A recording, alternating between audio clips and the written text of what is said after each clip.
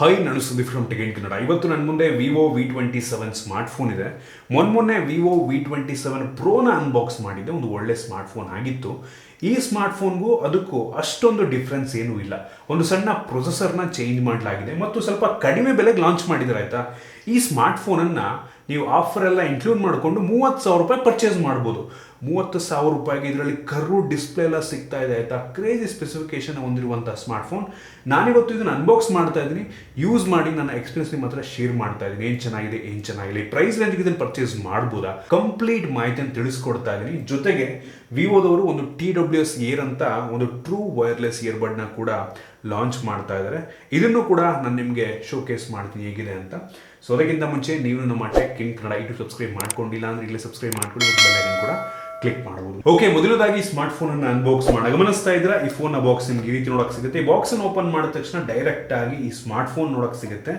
First look ಅಲ್ಲಿ ನೋಡೋದಕ್ಕೆ same V27 pro ರೀತಿಯಲ್ಲೇ ಇದೆ. ಅಷ್ಟೇ ಲೈಟ್ ವೇಟ್ ಇದೆ, ಅಷ್ಟೇ ಪ್ರೀಮಿಯಂ ಲುಕ್ ಅನ್ನ ಹೊಂದಿರುವಂತದ್ದು. ಬೆಲೆ ಮಾತ್ರ ಕಡಿಮೆ. ಇದ್ರ ಬಗ್ಗೆ ಆಮೇಲೆ ಮಾತನಾಡ್ತೀನಿ. ಅದರ ಕೆಳಗಡೆ ನಮಗೊಂದು user manual, quick start guide ಮತ್ತೆ ವಾರಂಟಿ ಕಾರ್ಡ್ ಸಿಗ್ತಾ ಇದೆ. ನಂತರ ಒಂದು ಟ್ರಾನ್ಸ್ಪರೆಂಟ್ ಬ್ಯಾಕ್ ಕವರ್ನ ಕೊಟ್ಟಿದ್ದಾರೆ. ಒಂದೊಳ್ಳೆ ಕ್ವಾಲಿಟಿಯ TPU ಕವರ್ ಇದಾಗಿದೆ. ಅದರ ಕೆಳಗಡೆ ನಮಗೆ 80 ವ್ಯಾಟ್ನ ಫಾಸ್ಟ್ ಚಾರ್ಜಿಂಗ್ ಅಡಾಪ್ಟರ್ ಕೊಟ್ಟಿದ್ದಾರೆ. ಆದರೆ ಈ ಸ್ಮಾರ್ಟ್ಫೋನ್ 66 ವ್ಯಾಟನ್ನು ಸಪೋರ್ಟ್ ಆಗುತ್ತೆ. ಅದಕ್ಕಿಂತ ಜಾಸ್ತಿ ವ್ಯಾಟೇಜ್ನ ಚಾರ್ಜರ್ನ ಬಾಕ್ಸ್ ಒಳಗೆ ಕೊಟ್ಟಿರುವಂಥದ್ದು ಒಂದು ಒಳ್ಳೆಯ ವಿಷಯ. ನಂತರ USB Type-C data cable, Type-A ಇಂದ Type-C ಒಳ್ಳೆ ಕ್ವಾಲಿಟಿಯ ಕೇಬಲ್ ಇದಾಗಿದೆ. ನಂತರ ಕೊನೆಯದಾಗಿ ಒಂದು ಸಿಮ್ ಎಜೆಕ್ಷನ್ ಪಿನ್ ಕೊಟ್ಟಿದ್ದಾರೆ. ಅದನ್ನು ಬಿಟ್ಟರೆ ಬೇರೆ ಏನೂ ಸಹ ನಮಗೆ ಒಂದು ಬಾಕ್ಸ್ ಒಳಗೆ ಸಿಗ್ತಾರೆ. ಡೈರೆಕ್ಟ್ ಆಗಿ ಈ ಸ್ಮಾರ್ಟ್ಫೋನಿಗೆ ಬಂತು ಅಂತ ಅಂದರೆ ಈ ರೀತಿ ನೋಡಕ್ ಸಿಗುತ್ತೆ. ನೋಡೋದಕ್ಕೆ ಸೇಮ್ V27 ಪ್ರೋ ರೀತಿಯಲ್ಲೇ ಇರುವಂಥದ್ದು. ಅಷ್ಟೇ ಒಳ್ಳೆ ಬಿಲ್ಡು, ಅಷ್ಟೇ ಪ್ರೀಮಿಯಂ ಕ್ವಾಲಿಟಿಯ ಲುಕ್ಕನ್ನು ಹೊಂದಿರುವಂಥದ್ದು. ಕರ್ವ್ ಡಿಸ್ಪ್ಲೇ ಪ್ರತಿಯೊಂದು ಕೂಡ ಸೇಮ್ ಅದೇ ರೀತಿ ಇರುವಂಥದ್ದು. ಬೆಲೆ ಮಾತ್ರ ಸ್ವಲ್ಪ ಕಡಿಮೆ. ಅದೇ ಲುಕ್ಕು, ಅದೇ ಬಿಲ್ಡು, ಅಷ್ಟೇ ಆಲ್ಮೋಸ್ಟ್ ಪರ್ಫಾರ್ಮೆನ್ಸ್ ನಿಮಗೆ ಸ್ವಲ್ಪ ಕಡಿಮೆ ಬೆಲೆಗೆ ಸಿಗ್ತಾ ಇರುವಂಥದ್ದು ಆಯಿತಾ. Frontal curve display, ಪಂಚೋಲ್ camera, already ಅವರೇ ಸ್ಕ್ರೀನ್ ಗಾರ್ಡ್ ಹಾಕಿದರೆ. ಬೆಜಲ್ ಆಲ್ಮೋಸ್ಟ್ ಎಲ್ಲ ಕಡೆ ಕಡಿಮೆ ಇದೆ. ಹಿಂಗಡೆ ನಿಮಗೆ ಕಲರ್ ಚೇಂಜಿಂಗ್ ಗ್ಲಾಸ್ ಪ್ಯಾಕ್ ಸಿಗ್ತಾ ಇರುವಂಥದ್ದು. ಒಂಥರ ಮ್ಯಾಟ್ ಫಿನಿಶು, ಸ್ಮಡ್ಜಸ್ ಅಷ್ಟು ಈಸಿಯಾಗಿ ಆಗಲ್ಲ, ಸ್ಕ್ರ್ಯಾಚ್ ಕೂಡ ಅಷ್ಟು ಈಸಿಯಾಗಿ ಆಗಲ್ಲ ಗ್ಲಾಸ್ ಆಗಿರೋದ್ರಿಂದ. ಸೊ ಬೆಂಕಿ ಸೇಮ್ ಹಕ್ಕಿದೆ ಆಯಿತಾ. ಸಖತ್ತಾಗಿದೆ ಲುಕ್ ಮಾತ್ರ. ಪ್ರೀಮಿಯಂ ಅನ್ಸುತ್ತೆ ಗುರು. 30,000 ರೇಂಜಿನ ಫೋನ್ ಅಂತ ಅನಿಸೋದೇ ಇಲ್ಲ. ಅಷ್ಟು ಒಳ್ಳೆಯ ಲುಕ್ಕನ್ನು ಹೊಂದಿರುವಂಥ smartphone. Plastic frame, USB Type-C port ಇದೆ, ಹೆಡ್ಫೋನ್ ಜಾಕ್ ಇಲ್ಲ ಮತ್ತು ಡೆಡಿಕೇಟೆಡ್ SD ಕಾರ್ಡ್ ಸ್ಲಾಟ್ ಇಲ್ಲ. 2 ಸಿಮ್ಮನ್ನು ನೀವು ಹಾಕೊಬೋದು. ಓವರ್ ಆಲ್ ಡಿಸೈನ್ ಮತ್ತು ಬಿಲ್ಡ್ ಕ್ವಾಲಿಟಿ ಅಂತೂ ನನಗೆ ತುಂಬ ಇಂಪ್ರೆಸಿವ್ ಅಂತ ಅನ್ನಿಸ್ತು. ಇನ್ನು ಡಿಸ್ಪ್ಲೇ ಬಗ್ಗೆ ಮಾತನಾಡಬೇಕಂತ ಅಂದರೆ ಸೇಮ್ ಅದೇ ಸ್ಪೆಸಿಫಿಕೇಶನ್ ಹೊಂದಿರುವಂಥ ಡಿಸ್ಪ್ಲೇ. 6.78 ಇಂಚಿನ ಫುಲ್ HD+ ರೆಸೊಲ್ಯೂಷನ್ ಹೊಂದಿರುವಂಥ ಅಮೋಲೆಡ್ ಡಿಸ್ಪ್ಲೇ. ಇದು 120 ಹರ್ಟ್ಸ್ನ ರಿಫ್ರೆಶ್ ರೇಟನ್ನು ಹೊಂದಿರುವಂಥದ್ದು ಮತ್ತು ಹೆವಿ ಬ್ರೈಟಾಗಿ ಕೂಡ ಇದೆ. HDR10+ ಸಪೋರ್ಟ್ ಮಾಡುತ್ತೆ. ಈ ಪ್ರೈಸ್ ರೇಂಜ್ಗೆ one of the best display ಅಂತ ಬೇಕಾದರೂ ಅನ್ನಬಹುದು. ಇದು ಅವಶ್ಯಕತೆ ಇರೋ ಟೈಮಲ್ಲಿ ರಿಫ್ರೆಶ್ ರೇಟನ್ನು ಚೇಂಜ್ ಕೂಡ ಮಾಡಿಕೊಡುತ್ತೆ, ವೇರಿಯಬಲ್ ಇದೆ. So super display. ಈ ಪ್ರೈಸ್ ರೇಂಜಿಗೆ ಬೆಂಕಿ, ಜೊತೆಗೆ ಕರ್ವ್ ಡಿಸ್ಪ್ಲೇ ಕೂಡ ಕೊಟ್ಟಿದ್ದಾರೆ ಆಯಿತಾ. ಸೊ ಇಷ್ಟ ಆಯಿತು ನನಗೆ. ಇನ್ನು ಈ ಫೋನ್ನ ರ್ಯಾಮ್ ಮತ್ತು ಸ್ಟೋರೇಜಿಗೆ ಬಂತು ಅಂತ ಅಂದರೆ ಇಲ್ಲೂ ಕೂಡ ಯಾವುದೇ ಕಾಂಪ್ರಮೈಸನ್ನು ಮಾಡಿಲ್ಲ. ಈ ಫೋನಲ್ಲೂ ಕೂಡ LPDDR5 ರ್ಯಾಮ್ ಇದೆ ಮತ್ತು UFS 3.1 ಸ್ಟೋರೇಜ್ ಇದೆ.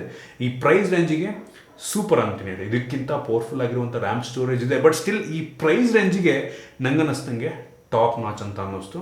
ಸೂಪರ್, ಇದರಲ್ಲಿ ಯಾವುದೇ ಕಾಂಪ್ರಮೈಸನ್ನು ಮಾಡಿಲ್ಲ. ಇನ್ನು ಪ್ರೊಸೆಸರಿಗೆ ಬಂತು ಅಂತ ಅಂದರೆ ಇದೇ ಮೊದಲ ಬಾರಿಗೆ ಡೈಮೆನ್ಸಿಟಿ ಅವ್ರದ್ದು ಒಂದು ಹೊಸ ಪ್ರೊಸೆಸರ್ನ ಹಾಕಿದರೆ. ತುಂಬ ಪವರ್ಫುಲ್ ಆಗಿರುವಂಥ ಪ್ರೊಸೆಸರೇ ಮೀಡಿಯಾಟೆಕ್ ಡೈಮೆನ್ಸಿಟಿ 7200 ಪ್ರೊಸೆಸರ್. ಇದು ಕೂಡ 4 ನ್ಯಾನೋಮೀಟರ್ ಟೆಕ್ನಾಲಜಿಯೊಂದಿಗೆ ಬಿಲ್ಡ್ ಆಗಿರುವಂಥ ಪ್ರೊಸೆಸರ್.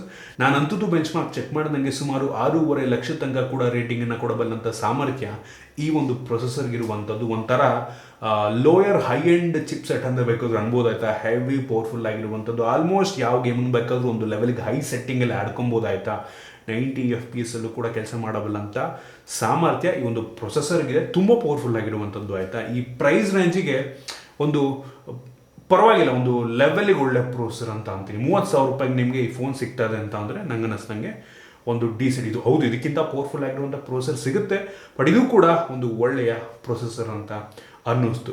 ವಿವೋ V ಸೀರೀಸ್ನಲ್ಲಿ ಒಳ್ಳೊಳ್ಳೆ ಪ್ರೊಸೆಸರ್ನ ಹಾಕೋದಕ್ಕೆ ಶುರು ಮಾಡಿದ್ದಾರೆ. ಸೊ ಇಂಪ್ರೆಸಿವ್ ವಿಷಯ. ಸೂಪರ್ ಪ್ರೊಸೆಸರ್, ತುಂಬ ಸ್ಮೂತಾಗಿ ಕೆಲಸವನ್ನು ಮಾಡುತ್ತೆ, ಚೆನ್ನಾಗಿ ಆಪ್ಟಿಮೈಸ್ ಮಾಡಿದರೆ.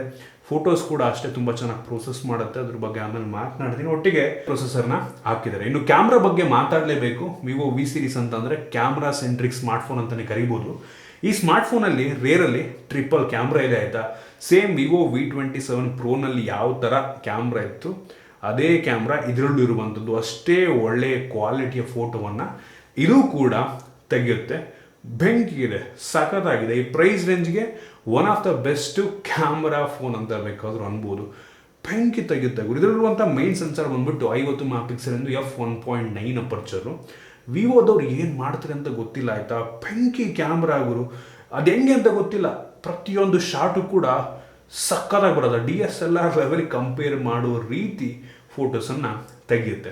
ಆ್ಯಕ್ಚುಲಿ ನನ್ನ wife Vivo X70 Pro Plus use ಮಾಡ್ತಾರೆ ಆಯಿತಾ. ಸ್ವಲ್ಪ ಹಳೆ ಸ್ಮಾರ್ಟ್ಫೋನ್ ಆಗಿದ್ರೂ ಕೂಡ ಈಗಲೂ ಐ ಆ್ಯಂಡ್ ಏನು ಈಗ ರೀಸೆಂಟಾಗಿ ಏನು ಫ್ಲ್ಯಾಗ್ಶಿಪ್ ಫೋನ್ ಬರ್ತಾ ಇದೆ ಅದಕ್ಕೆ ಕಂಪೇರ್ ಮಾಡ್ಬೋದು ನಾವು. ಆ ಲೆವೆಲಿಗೆ ಫೋಟೋವನ್ನು ಪ್ರೊಡ್ಯೂಸ್ ಮಾಡುತ್ತೆ. ವಿವೋ ಕ್ಯಾಮ್ರಾ ಅದು ಹೆಂಗೆ ಅಂತ ಗೊತ್ತಿಲ್ಲ ಗುರು. ಒಂಥರ ಅದು ತೆಗೆಯುವಂಥ ಅವರೊಂದು ರೀತಿ ಎಷ್ಟು ಚೆನ್ನಾಗಿ ನಮ್ಮ ಇಂಡಿಯನ್ ಫೇಸ್ಗಳಿಗೆ ಆಪ್ಟಿಮೈಸ್ ಮಾಡಿಬಿಟ್ಟಿದ್ದಾರೆ ಅಂದರೆ ಅವ್ರ ಕ್ಯಾಮ್ರಾನ ತೆಗೆದ್ರೆ ಬೆಂಕಿ ನೋಡಿದ ತಕ್ಷಣ ಚೆನ್ನಾಗಿ ಕಾಣ್ತಾ ಇದೀವಿ ಗುರು ನಾವು ಅನ್ನೋ ರೀತಿ ಫೋಟೋವನ್ನು ತೆಗೆಯುತ್ತೆ. ಅದೇ ನಂಗನಿಸ್ತಂಗೆ ಜನಗಳಿಗೆ ಇಷ್ಟ ಆಗುತ್ತೆ ಆಯಿತಾ. ಇದರಲ್ಲಿ ಪೋರ್ಟ್ರೇಟಿಗೆ ಹೋದರೆ ನಿಮಗೆ ಒಂದು ವೆಡ್ಡಿಂಗ್ ಮೋಡ್ ಅಂತ, ಸ್ಟೈಲ್ಸಿಗೆ ಹೋದರೆ ಅದರಲ್ಲಿ ವೆಡ್ಡಿಂಗ್ ಅಂತ ಒಂದು ಎಫೆಕ್ಟ್ ಇದೆ ಆಯಿತಾ. ಅದನ್ನು ತಗೊಂಡ್ಬಿಟ್ಟು ನೀವು ಬ್ಯಾಕ್ಗ್ರೌಂಡಲ್ಲಿ ಮದುವೆ ಟೈಮಲ್ಲೆಲ್ಲ ಹಿಂದ್ಗಡೆ ಲೈಟಿಂಗ್ಸ್ ಎಲ್ಲ ಹಾಕಿರ್ತಾರೆ, ಒಳ್ಳೊಳ್ಳೆ ಲೈಟ್ಸ್ ಇರುತ್ತಲ್ವ, ಈ ಒಂದು ಮೋಡನ್ನು ನೀವು ಹಾಕ್ಕೊಂಡು ತೆಗೆದುಬಿಟ್ರೆ ರೆಟ್ರೆ DSLR ಲೆವೆಲ್ಲಿಗೆ ಫೋಟೋ ಬರುತ್ತೆ. ಡಿಫ್ರೆಂಟ್ ಮೋಡ್ಸ್ಗಳ ಡಿಫ್ರೆಂಟ್ ಎಫೆಕ್ಟ್ಸ್ ಇದೆ ಆಯಿತಾ. ಪೋರ್ಟ್ರೇಟ್ಗೆ ಹೋದ್ರೆ ಅದರ ಸ್ಟೈಲ್ಸಲ್ಲಿ ಬೇಜಾನ್ ಪ್ರೀಸೆಟ್ಗಳಿದ್ದಾವೆ, ಅದನ್ನು ನೀವು ಯೂಸ್ ಮಾಡ್ಕೊಬೋದು. ಬೇಜಾನ್ ಫಿಲ್ಟರ್ಸ್ಗಳಿದ್ದಾವೆ, ಅದನ್ನು ನೀವು ಯೂಸ್ ಮಾಡ್ಕೊಬೋದು. ನನಗಂತೂ ಒಂದು ವೆಡ್ಡಿಂಗ್ ಮೋಡ್ ಸಖತ್ತಾಗಿದೆ ಅಂತ ಅನ್ನಿಸ್ತು, ತುಂಬ ಯುನೀಕ್ ಆಗಿದೆ ಅಂತ ಅನ್ನಿಸ್ತು. ಇದು ತೆಗೆಯುವಂಥ ಫೋಟೋ ಡೇ ಲೈಟ್ ಮತ್ತು ಲೋ ಲೈಟ್ ಎರಡರಲ್ಲೂ ಕೂಡ ಒಂದು ಒಳ್ಳೆಯ ಫೋಟೋನ ಪ್ರೊಡ್ಯೂಸ್ ಮಾಡುತ್ತೆ ಆಯಿತಾ. ಸೊ ಲಾಂಗ್ ಎಕ್ಸ್ಪೋಜರ್ ಶಾಟ್ ಅನ್ನೋದು ತೆಗೆದು ಅದು ನಿಮ್ಗೊಂದು ರೀತಿ ಬ್ಲರ್ರಿ ಅಂತ ಅನ್ಸಲ್ಲ, ನಿಮ್ಮ ವಿಷಯಕ್ಕಾದರೂ ಕೂಡ ಒಂದು ಒಳ್ಳೆ ಕ್ರಿಸ್ಪ್ ಫೋಟೋನ ಪ್ರೊಡ್ಯೂಸ್ ಮಾಡುತ್ತೆ. ಇದು ಆಪ್ಟಿಕಲ್ ಇಮೇಜ್ ಸ್ಟೆಬಿಲೈಸೇಷನ್ ಕೂಡ ಹೊಂದಿರುವಂಥದ್ದು ಮೈನ್ ಸೆನ್ಸರ್. ಸೊ ಅದರಿಂದ ವೀಡಿಯೋಸು ಕೂಡ ತುಂಬ ಸ್ಟೇಬಲ್ ಆಗಿ ಬರುತ್ತೆ, ನೈಟ್ ವೀಡಿಯೋಸು ಕೂಡ ತುಂಬ ಸ್ಟೇಬಲ್ ಆಗಿ ಬರುತ್ತೆ.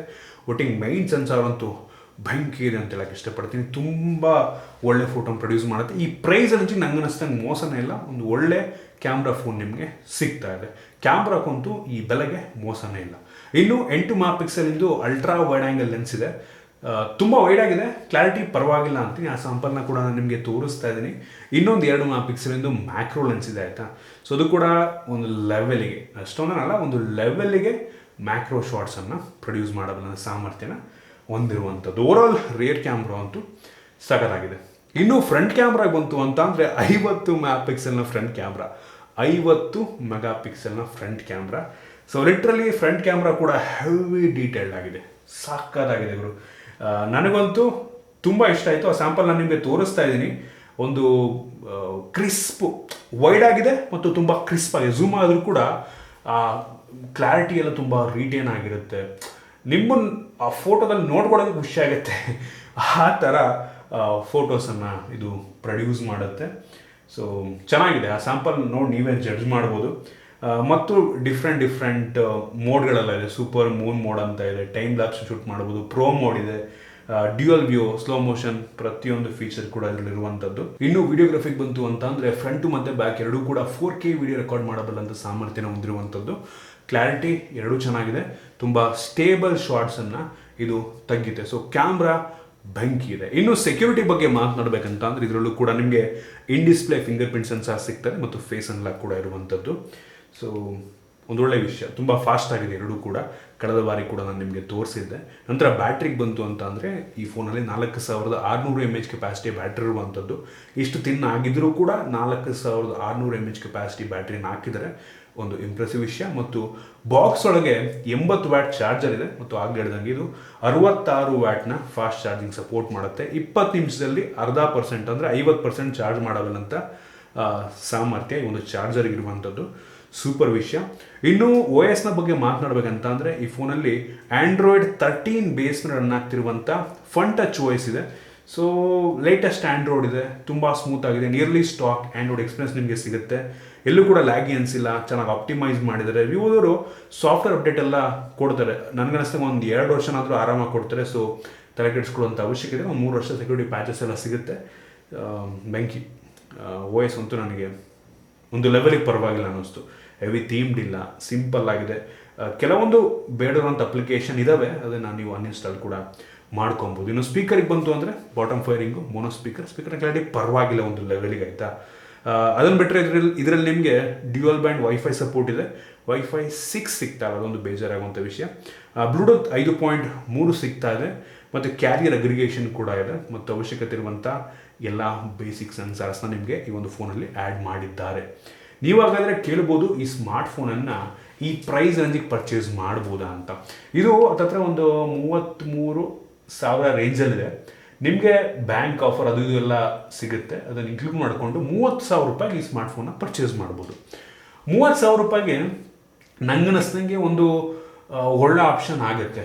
ನೋಡೋಕೆ ಹೋದರೆ, ಪ್ರತಿಯೊಂದು ನೋಡೋದಕ್ಕೆ ಹೋದರೆ ನಿಮಗೆ ಕರ್ವ್ ಡಿಸ್ಪ್ಲೇ ಸಿಗ್ತಾ ಇದೆ, ಇನ್ display finger print sensor, glass back ಸಿಗ್ತಾ ಇದೆ. ನಂತರ ಇದರಲ್ಲಿರುವಂಥ ಡಿಸ್ಪ್ಲೇ ಚೆನ್ನಾಗಿದೆ, ರ್ಯಾಮು ಮತ್ತು ಸ್ಟೋರೇಜ್ UFS 3.1 ಮತ್ತು DDR5 ರ್ಯಾಮ್ ಕೊಟ್ಟಿದ್ದಾರೆ. ನಂತರ ಪ್ರೊಸೆಸರ್ ಕೂಡ ಚೆನ್ನಾಗಿದೆ, ಒಂದು ಲೆವೆಲ್ಗೆ ಹೆವಿ ಪವರ್ಫುಲ್ ಆಗಿರುವಂಥ ಪ್ರೊಸೆಸರ್ರೇ. ಅದನ್ನು ಬಿಟ್ಟರೆ ಕ್ಯಾಮ್ರಾ ಬೆಂಕಿ ಇದೆ. ಅವಶ್ಯಕತೆ ಇರುವಂಥ ಎಲ್ಲದನ್ನು ಕೂಡ ಚೆನ್ನಾಗಿ ಕೊಟ್ಟಿದ್ದಾರೆ. ನನಗನ್ನಿಸ್ದಂಗೆ V27 Pro ಅವ್ರದ್ದು ಬೆಲೆ ಸ್ವಲ್ಪ ಜಾಸ್ತಿ ಇದೆ, ಬಟ್ ನಿಮಗೆ ಅದೇ ಸ್ಪೆಸಿಫಿಕೇಷನ್ ಕೊಟ್ಟು ಆಲ್ಮೋಸ್ಟ್ ಅಷ್ಟೇ ಪರ್ಫಾರ್ಮೆನ್ಸನ್ನು ಕೊಟ್ಟು ಈ ಫೋನ್ನ ಸ್ವಲ್ಪ ಕಡಿಮೆಗೆ ಸೇಲ್ ಮಾಡ್ತಾ ಇದ್ದಾರೆ. ನನಗಂತೂ ತುಂಬ ಇಷ್ಟ ಆಯಿತು ಈ ಸ್ಮಾರ್ಟ್ಫೋನ್. ಇನ್ನು ಇದರ ಜೊತೆಗೆ ಆಗಿ ಹೇಳ್ದಂಗೆ ವಿವೋ ಹೆಡ್ಫೋನ್ ಸಹ ಲಾಂಚ್ ಆಗ್ತಾ ಇದೆ, ವಿವೋ TWS Air. ನಿಮಗೆ ನೋಡೋದಕ್ಕೆ ಈ ರೀತಿ ಸಿಗುತ್ತೆ. ಒಂದು ಒಳ್ಳೆಯ ಕ್ವಾಲಿಟಿಯ ಕೇಸ್ ಇದಾಗಿದೆ, ಒಂದು ಲೆವೆಲ್ ಪ್ರೀಮಿಯಮ್ ಆಗಿ ಕೂಡ ಇದೆ. ಈ ಒಂದು ಬಡ್ಸ್ನ ಕ್ವಾಲಿಟಿ ಕೂಡ ತುಂಬ ಪ್ರೀಮಿಯಮ್ ಆಗಿದೆ, ಇದರಲ್ಲಿ ಯಾವುದೇ ಸಿಲಿಕಾನ್ ಟಿಪ್ಸ್ ಬರೋದಿಲ್ಲ. ಕೆಲವು ಜನರ ಕಿವಿಗೆ ಕಂಫರ್ಟಬಲ್ ಆಗಿ ಕೂತ್ಕೊಬೋದು. ಕ್ಲಾರಿಟಿ ಬಗ್ಗೆ ಡೈರೆಕ್ಟಾಗಿ ಮಾತನಾಡ್ಬಿಡ್ತೀನಿ. ಕ್ಲಾರಿಟಿ ಪರವಾಗಿಲ್ಲ ಒಂದು ಲೆವೆಲಿಗೆ ಆಯಿತಾ, ಇದರಲ್ಲಿ ಯಾವುದೇ ನಿಮಗೆ ನಾಯ್ಸ್ ಕ್ಯಾನ್ಸಲೇಷನ್ ಏನೂ ಇಲ್ಲ, ಬಟ್ ಕ್ಲಾರಿಟಿ ಪರವಾಗಿಲ್ಲ ಅಂತೀನಿ ಆಯಿತಾ. ಇದು ನಂಗೆ ಅನ್ನಿಸ್ತಂಗೆ ಒಂದು 3-4 ಸಾವಿರ ರೇಂಜಲ್ಲಿ ಲಾಂಚ್ ಆಗ್ಬೋದು ಅಂತ ಅನ್ಕೋತೀನಿ, ಗೊತ್ತಿಲ್ಲ ಅಷ್ಟಕ್ಕೆ ಲಾಂಚ್ ಆಗುತ್ತೆ ಅಂತ. ಓಕೆ, ಪರವಾಗಿಲ್ಲ, ಸುಮಾರಾಗಂತೂ ಇದೆ. ನೋಡಿ, ಇಷ್ಟ ವಿವೋ ಫೋನ್ ತೊಗೊಂಡು ವಿವೋ ಹೆಡ್ಫೋನೇ ಬೇಕು ಅನ್ನೋರು ಪರ್ಚೇಸ್ ಮಾಡಬಹುದು. ನಿಮಗೆ ಇದ್ರ ಬಗ್ಗೆ ಏನನ್ಸೋದು ದಯವಿಟ್ಟು ಕೆಳಗಡೆ ಕಾಮೆಂಟ್ ತಿಳಿಸ್ಬೋದು. ಇಷ್ಟ ಆಗಿದರೆ ದಯವಿಟ್ಟು ಲೈಕ್ ಮಾಡಿ, ಶೇರ್ ಮಾಡಿ. ಇದೇ ರೀತಿ ನಮ್ಮ ಬೇರೆ ಬೇರೆ ವೀಡಿಯೋಗಳಿಗೆ ನಮ್ಮ tech in Kannada YouTube subscribe ಮಾಡ್ಕೊಂಡಿಲ್ಲ ಅಂದರೆ ಈಗಲೇ ಸಬ್ಸ್ಕ್ರೈಬ್ ಮಾಡ್ಕೊಂಡು ಒಂದು ಬೆಲ್ ಐಕನ್ ಕೂಡ ಕ್ಲಿಕ್ ಮಾಡ್ಬೋದು. ಸಿಗೋಣ ಮುಂದಿನ ವೀಡಿಯೋದಲ್ಲಿ.